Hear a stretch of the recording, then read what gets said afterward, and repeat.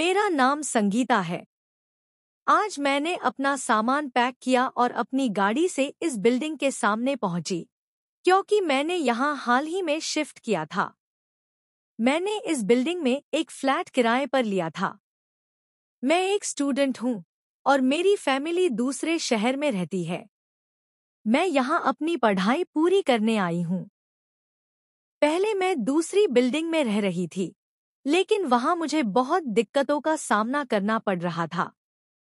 किसी ने मुझे इस जगह के बारे में बताया, तो मैंने यहाँ एक फ्लैट किराए पर लेने का फैसला किया। यह बिल्डिंग बहुत बड़ी और शानदार थी और इसमें कई अपार्टमेंट बने हुए थे।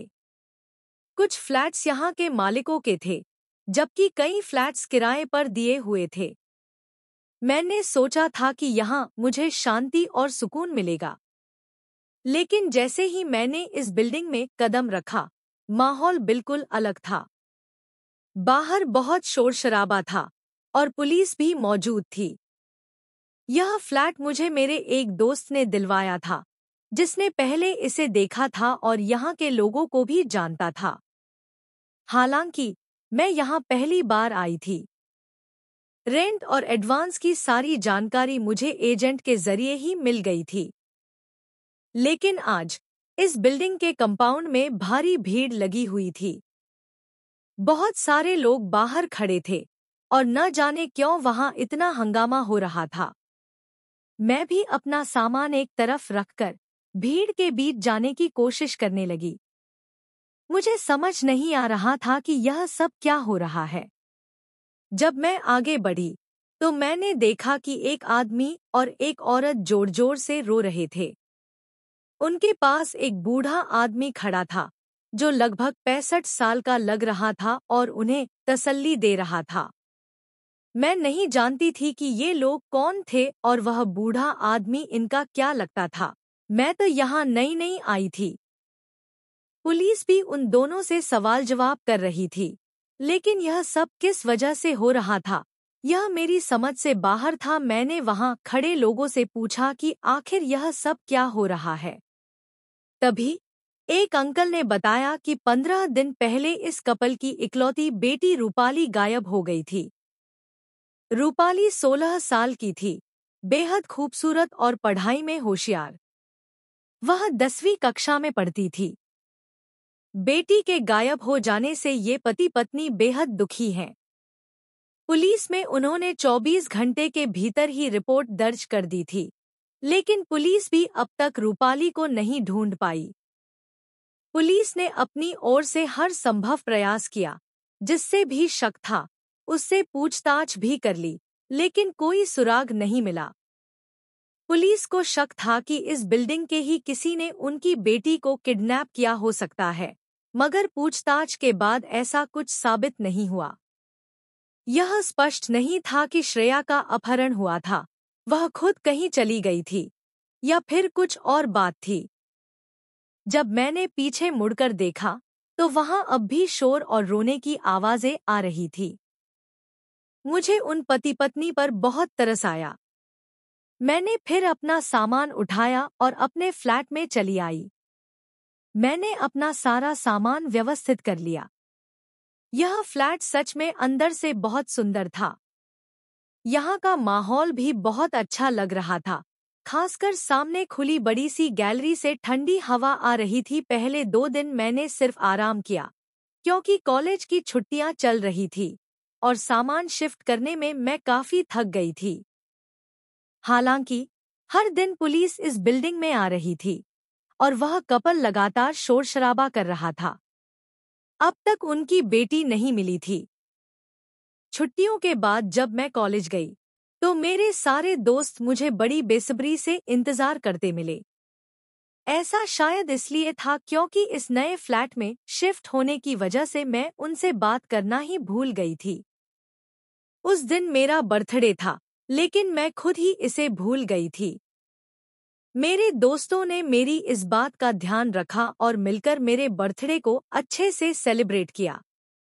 मेरे दोस्तों में कुछ लड़कियां और कुछ लड़के थे, और ये सभी मेरे काफी करीबी थे। वे हर अच्छे और बुरे वक्त में मेरा साथ देते थे और इसी वजह से मैं इन सब के साथ एक खास रिश्ता महसूस करती थी। मैं इस शहर में 3 साल पहले आई थी और तब से ही यहाँ रह रही हूँ। मेरे पेरेंट्स से मेरी हमेशा फोन पर बात होती रहती थी। वे हमेशा मेरे हालचाल लेते रहते थे। जब 1 महीने की कॉलेज की छुट्टियां होती थी तो मैं अपने घर चली जाती थी और फैमिली के साथ समय बिताती थी। वे पल मेरे लिए बेहद खास होते थे। मैं एक मिडिल क्लास फैमिली से ताल्लुक रखती हूँ। मेरी 2 बहनें और 2 भाई हैं। पापा ने मुझे कभी किसी बात के लिए रोक-टोक नहीं की और हमेशा मुझे सपोर्ट किया। मेरी दोनों बहनों की शादी हो चुकी है और दोनों भाई मुझसे छोटे हैं। वे भी बहुत अच्छे हैं। कभी-कभी वे इस शहर में आते तो मुझसे मिलने जरूर आते थे। मैं अपने पापा की लाडली थी और इसलिए जब मैंने इस शहर में पढ़ाई करने की जिद की तो उन्होंने मुझे यहाँ भेजने के लिए हामी भर दी। मम्मी पापा को मुझ पर हमेशा से बहुत भरोसा था। उन्होंने मुझे इतनी दूर भेजने का फैसला सिर्फ इस भरोसे पर किया था और मैंने भी ठान लिया था कि कभी उनका यह भरोसा नहीं टूटने दूंगी। मेरे कॉलेज में एक लड़का था जो मुझे पसंद करता था। उसने कई बार मुझे प्रपोज किया, लेकिन मैंने उसका प्रपोजल अभी तक स्वीकार नहीं किया था। मैं उसे कोई जवाब भी नहीं देती थी। इस वक्त मेरा ध्यान केवल अपनी पढ़ाई पर था और मेरी एजुकेशन पूरी होने में अभी 3 साल बाकी थे। इन 3 सालों में मैं कोई ऐसा काम नहीं करना चाहती थी जिससे मेरे पेरेंट्स को दुख या निराशा हो। वह लड़का मुझे पसंद करता था, मगर मैं उसे पसंद नहीं करती थी। हमारी पढ़ाई भी साथ साथ पूरी होनी थी, लेकिन मेरे लिए अभी केवल मेरी पढ़ाई और करियर ही महत्वपूर्ण थे। कॉलेज में मेरा दिन दोस्तों के साथ बहुत अच्छा गुजरता था। वे मेरे लिए हमेशा से सपोर्ट सिस्टम की तरह थे। लेकिन जब मैं अपने फ्लैट में लौटती तो पूरी तरह से अकेली हो जाती थी। हालांकि मैं खुद के लिए कुकिंग कर लेती थी, अपने कुछ जरूरी काम निपटा लेती थी और फ्लैट की सफाई कर लेती थी। इस तरह से मेरा थोड़ा समय कट जाता था। इसके बाद मैं घर पर अपने परिवार से फोन पर बातें करती रहती थी, जो मुझे घर के करीब महसूस कराता था। लेकिन जब से मैं इस नई बिल्डिंग में आई थी, यहाँ का माहौल अजीब था। उस लापता लड़की का मामला अभी तक हल नहीं हुआ था और बिल्डिंग में हर दिन किसी न किसी तरह का शोरशराबा होता रहता था। पुलिस की चहल पहल भी कम नहीं हुई थी। मैं सोच रही थी कि आखिर यह सब कब शांत होगा और कब यहाँ एक सामान्य माहौल बनेगा। मुझे समझ नहीं आ रहा था कि हमारे पुलिस सिस्टम को आखिर क्या हो गया है। एक लड़की को अब तक ये लोग ढूंढ नहीं पाए थे।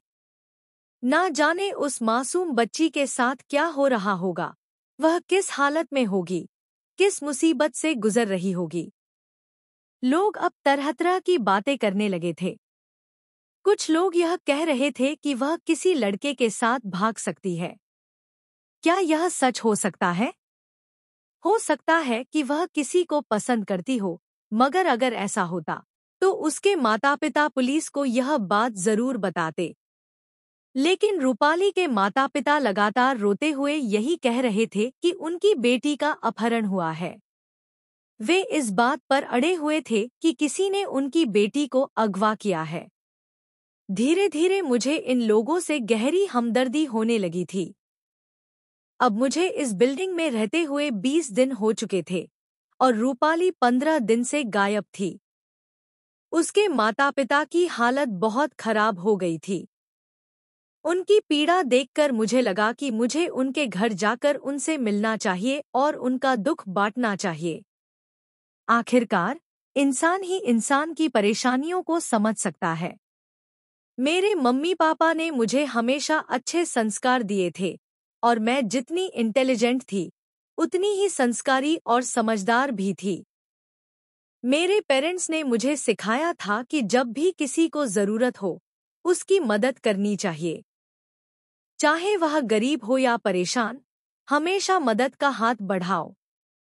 साथ ही उन्होंने मुझे यह भी सिखाया था कि अपने अधिकारों के लिए खड़े होना चाहिए और अन्याय के खिलाफ आवाज उठानी चाहिए। मैं कभी भी किसी के आगे झुकती नहीं थी। जो लोग मेरे साथ अच्छे से पेश आते थे, मैं भी उनके साथ वैसा ही बर्ताव करती थी। मैं हमेशा से ऐसी रही हूँ कि अगर कोई मेरे साथ गलत तरीके से पेश आता, तो मैं उसे सही रास्ते पर लाने तक पीछे नहीं हटती थी। जब तक मैं उसे उसका सही जवाब नहीं दे देती, चैन नहीं आता। लेकिन जो लोग मेरे साथ अच्छे से पेश आते, मैं भी उनके साथ वैसा ही बर्ताव करती थी। मैं उन दुखी माता पिता से मिलने के लिए चली गई थी। जब मैं उनके घर पहुंची, तो मैंने उन्हें अपने बारे में बताया कि मैं कुछ दिनों पहले ही इस बिल्डिंग में शिफ्ट हुई हूँ और 5वें फ्लोर पर रहती हूँ। मैं एक स्टूडेंट हूँ और इस शहर के कॉलेज में पढ़ती हूँ। वे लोग अब भी अपनी बेटी के लिए बेचैन और चिंतित थे और उनकी हालत देखकर मैं समझ सकती थी कि वे किस दर्द से गुजर रहे थे। आखिरकार, उनकी इकलौती बेटी गायब हुई थी और उनकी इस तकलीफ का अंदाजा शायद कोई नहीं लगा सकता था। रूपाली की माँ मेरे सामने रोते हुए कह रही थी कि वह कुछ भी करके अपनी बेटी को ढूंढना चाहती है। उन्हें डर था कि कहीं देर न हो जाए और उनकी बेटी किसी बड़ी मुसीबत का शिकार न हो जाए। लेकिन कोई भी उनकी मदद करने के लिए तैयार नहीं था, यहाँ तक कि पुलिस भी। पुलिस अपना काम कर रही थी, लेकिन अब तक किसी ठोस नतीजे पर नहीं पहुंच पाई थी। मैंने उनसे पूछा कि आखिर रूपाली किस समय, कब और कैसे गायब हुई। उन्होंने बताया कि रूपाली अपने स्कूल से आने के बाद कुछ नोट्स तैयार करने के लिए सामने वाले अपार्टमेंट में अपनी दोस्त के फ्लैट पर गई थी। यह दोनों लड़कियां साथ ही स्कूल जाती थी और एक दूसरे की बेस्ट फ्रेंड थी।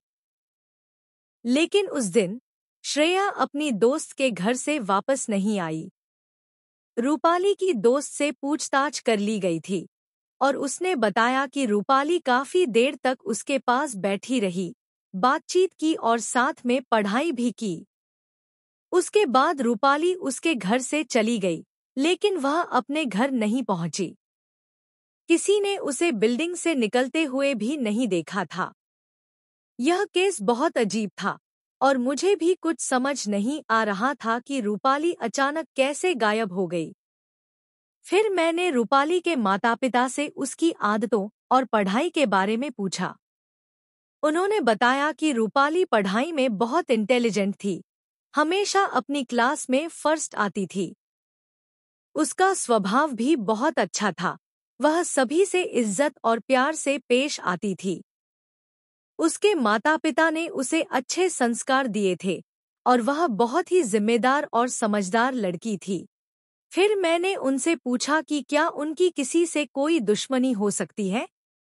कहीं ऐसा तो नहीं कि किसी ने अपनी दुश्मनी निकालने के लिए उनकी बेटी को गायब कर दिया हो? इस पर उन्होंने कहा, हाँ, आपकी बात ठीक है, लेकिन हमारी किसी से कोई दुश्मनी नहीं है। हम बहुत साधारण लोग हैं, सिर्फ अपने घर में रहते हैं। रूपाली के फादर अपनी नौकरी पर जाते हैं और समय पर घर लौट आते हैं। उनका तो ऑफिस में भी कभी किसी से झगड़ा नहीं हुआ। रूपाली के पिता ने बताया कि वे एक साधारण और खुशहाल जिंदगी जी रहे थे। वे कभी किसी से झगड़ा नहीं करते थे और ज्यादातर समय घर के अंदर ही रहते थे। यहाँ तक कि छुट्टियों में भी कहीं बाहर नहीं जाते थे, क्योंकि रूपाली अपनी पढ़ाई को लेकर बहुत सीरियस थी। वह अक्सर अपने कमरे में बंद होकर पढ़ाई करती थी। उनका कहना था कि उनका किसी से कोई दुश्मनी नहीं थी। हमारी जिंदगी तो अच्छी खासी खुशहाल गुजर रही थी, उन्होंने कहा। लेकिन ना जाने हमारी जिंदगी ने यह कैसा मोड़ ले लिया, जिसमें हमारी बेटी हमसे बिछड़ गई। मैंने उन्हें तसल्ली देने की कोशिश की, आप फिक्र मत कीजिए, आपकी बेटी जरूर मिल जाएगी। मैं उस समय उनके घर में ही बैठी हुई थी, जब एक 60 साल का बूढ़ा आदमी घर के अंदर आ गया। वह आदमी रूपाली की माँ को देखकर धीरे धीरे उनके पास आया और कहने लगा, बेटा, रोना बंद करो। तुम्हारे रोने से तुम्हारी हिम्मत टूट रही है। तुम्हें मजबूत रहना होगा ताकि तुम अपनी बेटी को तलाश कर सको। तुम सिर्फ प्रार्थना करो। ये पुलिस वाले या बाकी लोग कुछ नहीं कर सकते। जो करेगा वह ऊपर वाला ही करेगा। उस बूढ़े आदमी का यह अंदाज और उसकी बातें मुझे कुछ ठीक नहीं लग रही थी। उसकी बातें सुनकर मुझे अजीब सा महसूस हुआ। उसकी आंखों में एक अजीब सा खालीपन था और वह पूरे मामले को जैसे किसी दूसरी ही दिशा में मोड़ने की कोशिश कर रहा था। उसने रूपाली की माँ को हिम्मत बंधाने की जगह प्रार्थना पर जोर दिया, जबकि मुझे लगा कि यहाँ कुछ और चल रहा है। मैंने चुपचाप उसकी बातें सुनी, लेकिन मन में कई सवाल उठने लगे। आखिर यह आदमी कौन है? वह इतनी आत्मीयता से क्यों बातें कर रहा है और उसकी उपस्थिति मुझे इतनी असहज क्यों महसूस हो रही है? उस बूढ़े आदमी की मौजूदगी मुझे बार बार असहज कर रही थी। कई बार मैंने उसकी नजरें अपनी ओर महसूस की, जैसे वह मुझे गौर से देख रहा हो, लेकिन जब भी मैं उसकी ओर देखती, वह अपनी नजरें हटा लेता। उसकी यह हरकत मुझे बहुत अजीब लगी। मैंने सोचा, शायद वह परिवार का कोई करीबी रिश्तेदार होगा, लेकिन रूपाली की माँ ने बताया कि वह उनके ऊपर वाले फ्लैट में रहता है। उसकी पत्नी की मौत हो चुकी है और उसका बेटा, बहू और पोते-पोतियां दूसरे शहर में रहते हैं, क्योंकि उनके बेटे की पोस्टिंग वहां हो गई थी। हालांकि वह बूढ़ा आदमी यहाँ से कहीं नहीं गया था। उन्हें इस जगह का माहौल बहुत पसंद है, रूपाली की माँ ने कहा। रूपाली उन्हें दादाजी कहकर बुलाती थी और वो उससे बहुत लगाव रखते थे। इसलिए अब वो भी हमारी बेटी को लेकर बहुत परेशान है। मैंने सोचा, चलो अच्छा है कि कम से कम किसी को रूपाली की फिक्र है। लेकिन मन में कुछ सवाल रह रहकर उठ रहे थे। मुझे उस बूढ़े आदमी पर शक होने लगा था। उसकी हरकतें मुझे विचलित कर रही थी। मुझे रूपाली के माता-पिता से एक अजीब सा जुड़ाव महसूस होने लगा था। हर दिन मैं उनके घर जाती, उनके दुख सुख बांटती और रूपाली के बारे में जितना हो सके जानकारी हासिल करने की कोशिश करती। लेकिन उस बूढ़े आदमी के कारण मेरा मन बेचैन रहता। उसका व्यवहार मुझे लगातार संदेह में डाल रहा था।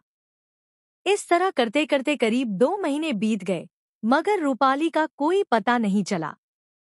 मेरे कॉलेज के एग्जाम्स करीब आ रहे थे और मैं ज्यादातर रातों को जागकर पढ़ाई करने लगी थी। दिन में मुझे कॉलेज और दोस्तों के साथ वक्त बिताने का थोड़ा ही समय मिलता था। जब भी समय मिलता, मैं रूपाली के घर जाती और उसके माता-पिता से बातें करती। उनकी मम्मी का व्यवहार बहुत ही अच्छा था और मुझे उनके साथ समय बिताना अच्छा लगता था। पुलिस ने अब श्रेया के माता-पिता को साफ-साफ कह दिया था कि उनकी बेटी का कोई सुराग नहीं मिला और वे अब कुछ नहीं कर सकते। पुलिस की यह बात सुनकर रूपाली के माता-पिता पूरी तरह टूट गए। उनके पास अब कोई उम्मीद नहीं बची थी। उनका रो रो कर बुरा हाल हो चुका था और अब उन्हें यही लगने लगा था कि शायद उनकी बेटी कभी वापस नहीं आएगी। मैं भी इस स्थिति को लेकर बेहद दुखी थी। यह मामला मुझे अंदर से बहुत परेशान कर रहा था, लेकिन फिर भी मेरा दिमाग इस रहस्य को सुलझाने की कोशिश में लगा रहता। मुझे लगने लगा था कि श्रेया या तो इसी बिल्डिंग में कहीं है या फिर आसपास की किसी बिल्डिंग में छिपी हुई है, क्योंकि कोई भी कॉलोनी के गेट से रूपाली को बाहर जाते हुए नहीं देखा था। अब मेरी सोच और भी गहराई में जाने लगी थी। कहीं ऐसा तो नहीं कि यह बूढ़ा आदमी कुछ जानता हो? उसका रहस्यमय व्यवहार और अजीब नजरें, इन सब बातों ने मेरे अंदर एक डिटेक्टिव की भावना जगा दी थी। मुझे यकीन हो रहा था कि इस रहस्य की जड़ यहीं कहीं आसपास छिपी है और शायद मैं इस मामले की तह तक पहुंच सकती हूँ। रात के सन्नाटे में जब मैं कॉफी का कप हाथ में लेकर खिड़की के पास पहुंची, तो अचानक मेरी नजर सामने वाली बिल्डिंग पर पड़ी। वहीं जहां वर्मा अंकल, जिन्हें इस बिल्डिंग के सभी लोग जानते थे, कुछ अजीब कर रहे थे। वो धीरे धीरे, चोरी छुपे, बिना किसी को बताए उस बिल्डिंग में जा रहे थे। इतनी रात गए, जब पूरी कॉलोनी सो रही थी। उनके इस तरह चुपके से कहीं जाने पर मुझे तुरंत शक हुआ। क्या हो सकता है ये? मेरे मन में सवाल उठने लगे। आखिर वो इस वक्त, इतनी रात गए, वहां क्यों जा रहे हैं? वो भी इतनी सावधानी से, जैसे कोई ना देख ले। क्या वो किसी से मिलने जा रहे हैं, या फिर कुछ ऐसा छिपा रहे हैं जिसे कोई और न जान सके? और अगर ऐसा कुछ है, तो क्या इसका रूपाली के गायब होने से कोई संबंध हो सकता है? मैं अपनी कॉफी की चुस्की लेते हुए इस दृश्य को बड़े ध्यान से देख रही थी। वर्मा अंकल हमेशा मुझे कुछ न कुछ अजीब लगते थे। उनके व्यवहार, उनकी छिपी हुई नजरों से पहले ही मुझे संदेह था, लेकिन अब तो मेरे शक को और भी मजबूती मिल रही थी। मैं सोच में पड़ गई कि मुझे क्या करना चाहिए। क्या मुझे पुलिस को इसकी जानकारी देनी चाहिए, या पहले खुद ही कुछ तहकीकात करनी चाहिए? वैसे भी पुलिस पहले ही इस केस में हाथ खड़े कर चुकी थी। अगर मैंने पुलिस को बताया, तो शायद वो इसे गंभीरता से न लें। फिर मैंने सोचा कि मुझे अभी कुछ और सबूत इकट्ठा करने होंगे। मैं रात भर उन पर नजर रखती रही, लेकिन वो कब अंदर गए और कब वापस लौटे, इसका मुझे कुछ पता नहीं चला। पर अब मैं ठान चुकी थी कि इस रहस्य को और गहराई से देखूंगी। इस घटना से पहले मैंने अपने पेरेंट्स को श्रेया के मामले के बारे में बताया था, लेकिन उन्हें मेरी इस तरह से लोगों के घर जाकर मदद करने की बात पसंद नहीं आई थी।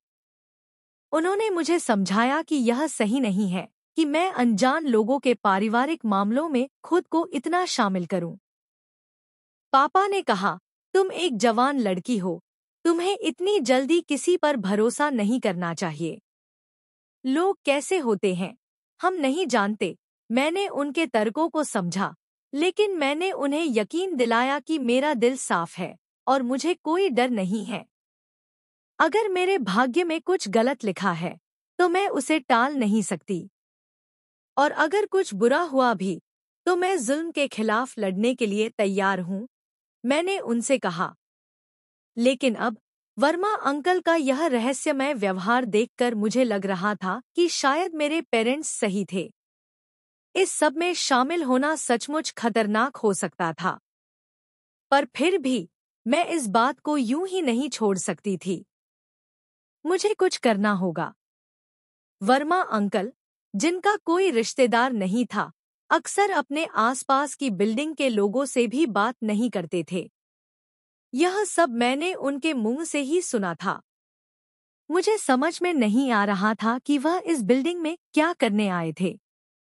मैंने देखा कि वह बार बार इधर-उधर देखते थे, जैसे कोई उन्हें देख न रहा हो, और फिर वह उस बिल्डिंग के अंदर चले जाते थे। मैं अपनी खिड़की में खड़ी होकर उनके लौटने का इंतजार करती रही। पूरे 3 घंटे बाद वह बिल्डिंग से निकले। दिन के समय अगर कोई किसी के घर जाता है, तो समझ में आ जाता है, लेकिन आधी रात को किसी के घर जाने का क्या मतलब होता है? सोचते सोचते मैंने तय किया कि शायद वर्मा अंकल को किसी से काम था, या शायद कोई इमरजेंसी आ गई थी। लेकिन फिर भी मुझे उन पर शक होने लगा। मैंने इस बात को अपने दिमाग से झटक दिया और पढ़ाई में जुट गई। लेकिन अगले दिन भी वही सब कुछ हुआ। शुक्ला अंकल फिर से रात के 2 या 3 बजे के बीच में सामने वाली बिल्डिंग में गए, और आज उनके हाथ में खाने की प्लेट थी। वह फिर से इधर-उधर देखकर अंदर चले गए। मुझे शक होने लगा कि दाल में कुछ तो काला है। इस बूढ़े आदमी की हरकतें मुझे ठीक नहीं लगती थी। धीरे धीरे मुझे ये भी पता चला कि रूपाली भी इस बूढ़े से काफी अटैच थी। मैंने कई दिनों तक यही सब देखा। रात में वह खिड़की से शुक्ला अंकल को सामने वाली बिल्डिंग में जाते हुए देखती थी। यह सोचकर ही मेरा मन कड़ा हो जाता था कि शायद इस बुढ़े ने रूपाली के साथ कुछ किया है। मैंने अपने दोस्तों को अपनी चिंताएं बताईं। हम सबने एक प्लान बनाया। हम यह जानने के लिए एकजुट हुए कि वर्मा अंकल क्या कर रहे थे। एक रात जब उन्होंने फिर से उसी बिल्डिंग में जाने की कोशिश की, मेरे दोस्तों ने उनका पीछा किया।